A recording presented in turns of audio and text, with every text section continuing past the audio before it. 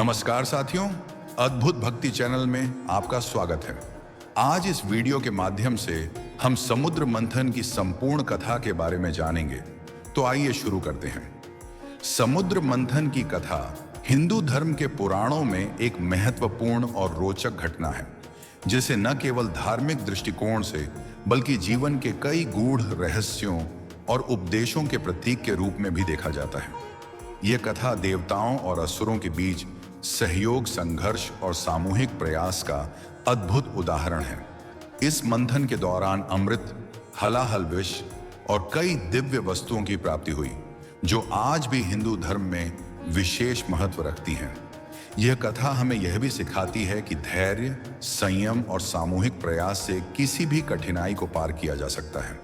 समुद्र मंथन की कथा का आरंभ देवताओं और असुरों के बीच हुए संघर्ष से होता है।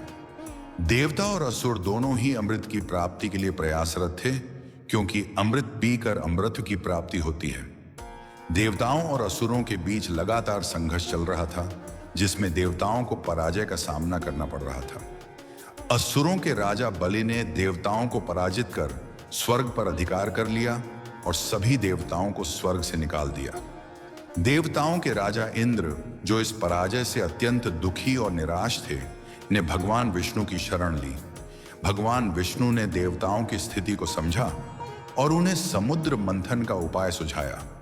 भगवान विष्णु ने कहा कि समुद्र मंथन के द्वारा अमृत की प्राप्ति होगी, जिससे देवता पुनः शक्तिशाली हो जाएंगे और असुरों को पराजित कर सकेंगे। लेकिन इस कार्य के लिए असुरों का सहयोग आवश्यक होगा, क्योंकि मंथन के लिए असुरों की शक्ति भी महत्वपूर्ण थी।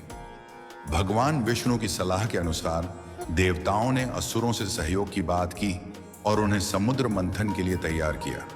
असुर भी अमृत की प्राप्ति की इच्छा रखते थे, इसलिए वे इस कार्य के लिए सहमत हो गए। समुद्र मंथन की प्रक्रिया के लिए एक मंथानी और एक रस्सी की आवश्यकता थी।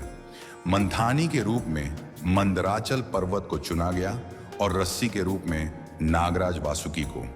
मंदराचल पर्वत को समुद्र के बीच रखा गया, लेकिन वह स्थिर नहीं रह सका और डूबने लगा। तब भगवान विष्णु ने कूर्म अवतार धारण किया और कच्छप, कछुए का रूप लेकर पर्वत को अपनी पीठ पर धारण किया। इस प्रकार पर्वत स्थिर हो गया और मंथन संभव हो सका। समुद्र मंथन की प्रक्रिया शुरू हुई और देवताओं और असुरों ने मिलकर वासुकी नाग को खींचना शुरू किया। वासुकी के मुख से विषैला धुआं निकलने लगा, लेकिन असुरों ने इसके बावजूद उसके मुख की ओर से मंथन करना जारी रखा, क्योंकि उन्हें इस बात का अहंकार था कि वे देवताओं से अधिक शक्तिशाली हैं। दूसरी ओर देवताओं ने वासुकी की पूंछ की ओर से मंथन किया। मंथन के दौरान सबसे पहले समुद्र से अत्यंत विषैला हलाहल विष निकला। इस विष की तीव्रता इतनी अधिक थी कि इससे समस्त सृष्टि के विनाश का खतरा उत्पन्न हो गया। विष के प्रभाव से सभी देवता और असुर भयभीत हो गए और वे भगवान शिव की शरण में गए। भगवान शिव, जो सृष्टि के संहारक और पुनर्निर्माण करता है, ने इस विष को पीने का निर्णय लिया ताकि सृष्टि का विनाश न हो।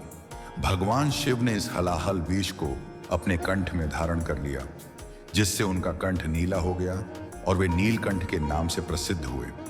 भगवान शिव ने विष को अपने गले में धारण किया और इसे नीचे न उतरने दिया, जिससे वे सुरक्षित रहे और सृष्टि का विनाश भी नहीं हुआ। हलाहल विष के पीने के बाद समुद्र मंथन की प्रक्रिया फिर से शुरू हुई और समुद्र से कई दिव्य वस्तुएं उत्पन्न हुई। इन वस्तुओं को देवताओं और असुरों ने बांट लिया।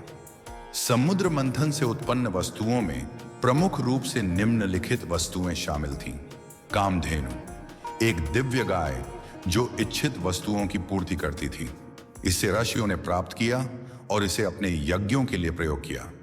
उच्चय श्रवा अश्व, यह एक दिव्य घोड़ा था जिसे असुरों के राजा बलि ने प्राप्त किया। यह घोड़ा अपनी अद्वितीय शक्ति और गति के लिए प्रसिद्ध था। ऐरावत हाथी, ऐरावत एक दिव्य हाथी था जिसे इंद्र ने प्राप्त किया। यह हाथी अत्यंत शक्तिशाली और शुभ माना जाता है और इंद्र का वाहन है। कौस्तुभ मणि, यह एक दिव्य मणि थी जिसे भगवान विष्णु ने अपने कंठ में धारण किया। यह मणि भगवान विष्णु की शोभा को और बढ़ाती है। कल्प वृक्ष। यह एक दिव्य वृक्ष था जो इच्छित फल और सुख प्रदान करता था। इसे देवताओं ने स्वर्ग में स्थापित किया। रंभा, यह अप्सरा भी समुद्र मंथन से उत्पन्न हुई, जिसे देवताओं ने स्वर्ग की शोभा बढ़ाने के लिए ग्रहण किया। रंभा अपनी अद्वितीय सुंदरता के लिए प्रसिद्ध है। वारुणी देवी, यह मदिरा की देवी थी जिसे असुरों ने ग्रहण किया। वारुणी को असुरों की प्रिय देवी माना जाता है। चंद्रमा, चंद्रमा भी समुद्र मंथन से उत्पन्न हुआ, जिसे भगवान शिव ने अपने मस्तक पर धारण किया। चंद्रमा का महत्व हिंदू धर्म में विशेष रूप से पूजा में है। लक्ष्मी देवी, लक्ष्मी देवी जो धन और समृद्धि की देवी हैं, भी समुद्र मंथन से प्रकट हुई। उन्होंने भगवान विष्णु को अपना पति चुना और उनके साथ विवाह किया। लक्ष्मी देवी का जन्म समुद्र मंथन की सबसे महत्वपूर्ण घटनाओं में से एक है। धन्वंतरी, धन्वंतरी जो आयुर्वेद के देवता और चिकित्सक हैं, अमृत कलश के साथ समुद्र मंथन से प्रकट हुए। उनके पास अमृत था जिसे पीकर देवता अमर हो सकते थे। धन्वंतरी का प्राकट्य आयुर्वेद के जनक के रूप में महत्वपूर्ण है। जब धन्वंतरी अमृत कलश के साथ प्रकट हुए तो अमृत को पाने के लिए देवताओं और असुरों के बीच संघर्ष शुरू हो गया। असुरों ने अमृत को अपने कब्जे में लेने का प्रयास किया, लेकिन देवताओं ने उन्हें रोका। इस बीच भगवान विष्णु ने मोहिनी अवतार धारण किया। मोहिनी अवतार में भगवान विष्णु ने एक सुंदर स्त्री का रूप धारण किया और असुरों को मोहित कर दिया। मोहिनी ने असुरों से कहा कि वह अमृत को बांटने का कार्य करेगी, और उसने चालाकी से अमृत को देवताओं में बांट दिया। असुर इस चाल को नहीं समझ पाए और देवताओं को अमृत पीने का अवसर मिल गया। इससे देवता अमर हो गए और असुरों को पराजय का सामना करना पड़ा। जब मोहिनी अमृत बांट रही थी तो असुरों में से एक स्वरभानु ने चालाकी से देवताओं के बीच बैठकर अमृत पिया, लेकिन सूर्य और चंद्रमा ने उसे पहचान लिया और भगवान विष्णु को इसकी सूचना दी। भगवान विष्णु ने तुरंत सुदर्शन चक्र से उसका सिर काट दिया। अमृत पीने के कारण उसका सिर और धड़ अमर हो गए।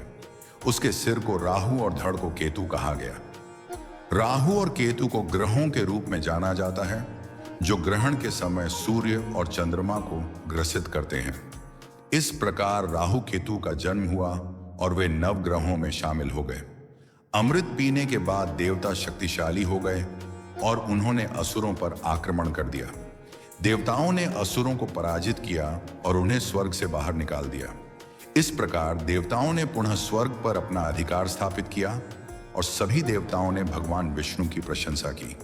देवताओं की इस विजय से यह सिद्ध हुआ कि सत्य और धर्म के मार्ग पर चलने वाले सदैव विजयी होते हैं। समुद्र मंथन की यह घटना हमें यह भी सिखाती है कि किसी भी कठिन कार्य को पूरा करने के लिए सामूहिक प्रयास, संयम और धैर्य आवश्यक होता है। धन्यवाद कि आपने हमारे वीडियो को देखा। आपकी प्रतिक्रिया हमारे लिए बहुत महत्वपूर्ण है। हमें उम्मीद है कि समुद्र मंथन की यह कथा आपको प्रेरित करेगी और आप इसे अपने दोस्तों और परिवार के साथ साझा करेंगे। अगले वीडियो में हम एक और अद्भुत कथा या धार्मिक विषय के बारे में चर्चा करेंगे। तब तक के लिए ध्यान रखें और हमेशा सत्य और धर्म के मार्ग पर चलते रहें। आपका दिन शुभ हो। हर हर महादेव।